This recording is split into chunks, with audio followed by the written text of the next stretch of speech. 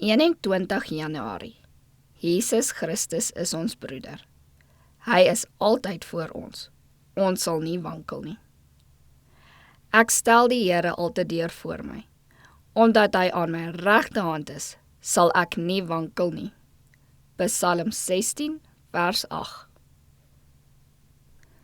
Wanneer verwarring op die siel aanstorm, is daar net een wat ons uit al ons moeilikhede kan help, en wat in al ons ontsteltenis verligting kan bring.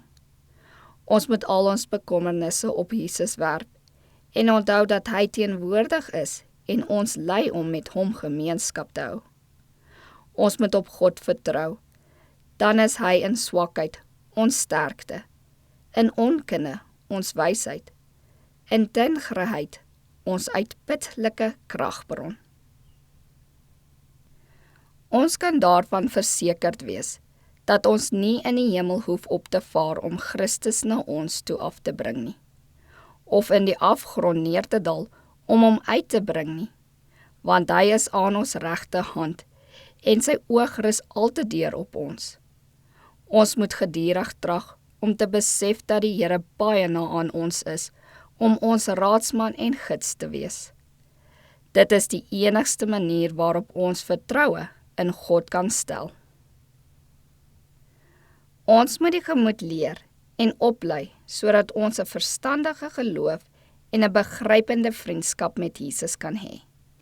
Tensy ons voortdurend vriendskap met God koester, sal ons van hom wegdwaal en afsonderlik van hom wandel. Ons sal met die wêreld rondom ons vriende maak en op mense vertrou, en ons liefde sal afwyk van die ware middelpunt van aanbidding. Ons moet nie toelaat dat kilheid ons liefde vir die Heiland laat vervlou nie. As ons met hom gemeenskap het, moet ons die Here altyd deur voor ons stel, en hom as 'n geëerde vriend behandel deur aan hom die eerste plek in ons liefde te gee. Ons moet van sy ongeëwenaarde bekoring spreek en voortdurend die verlange aankweek om Jesus Christus beter te ken.